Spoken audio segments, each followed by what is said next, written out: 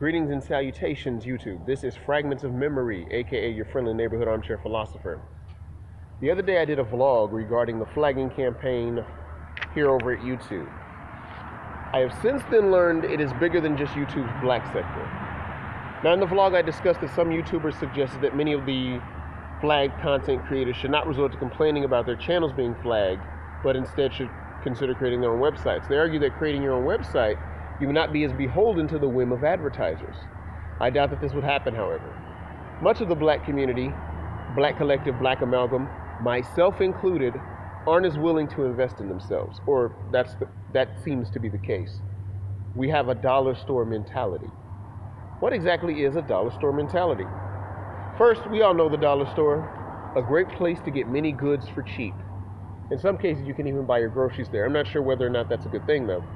Second, many of us wish to put in the least amount of effort and expect to get the greatest amount of gain. It can be a daunting and overwhelming task in building and maintaining something, whether it be a website, a business, or a community. Then there's the possibility of failure hanging over your head like the sword of Damocles. To borrow from a fellow YouTuber, Black Privileged, failure is anathema to a black man. He also points out that the only reward for a failed patriarch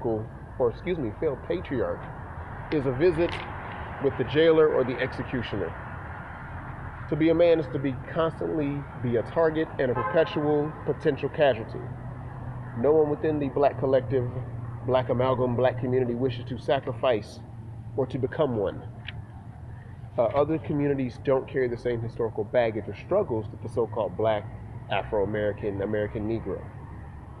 We are in this state of fear that all the work that one puts into an endeavor may never bear any fruit. I think we're so used to being downtrodden. Blackness is equated to poverty, ignorance, struggle, and just downright being downtrodden. We're not willing to put skin in the game. I've said this in another video. This is something that even Brett McKay of The Art of Manliness talks about having skin in the game.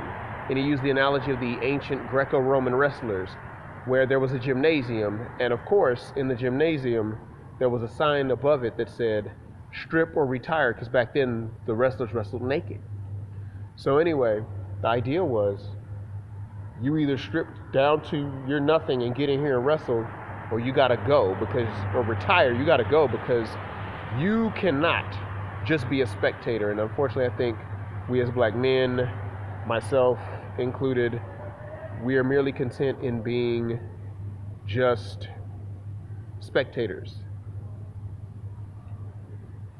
And that gets to the crux of my video regarding the dollar store mentality.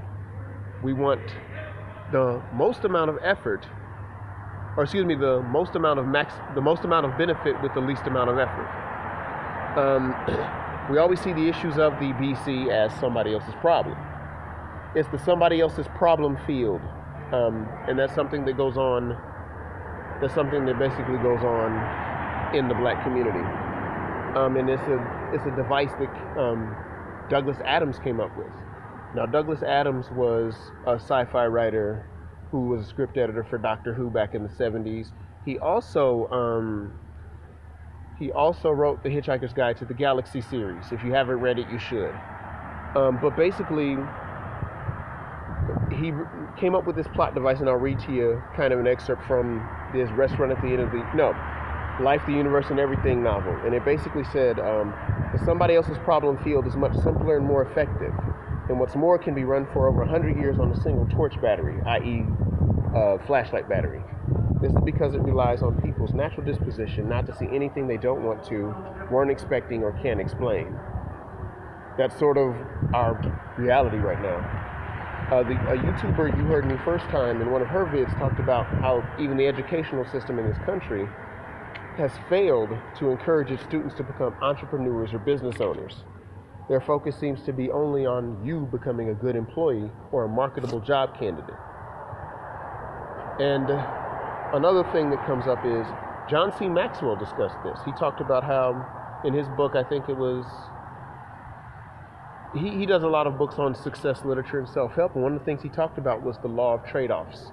And basically, you trade something to get something. And unfortunately, many of us within the Black Amalgam, the Black Collective, are risk averse, and we'd rather play it safe being someone else's employee than setting out on our own and doing something.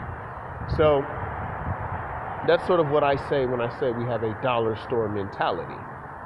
We want to get it cheap, we want to get it fast, and we want to get it easy. And unfortunately, life teaches us that for anything that's worthy, we got to work for it, sacrifice for it, and possibly be willing to risk losing for it.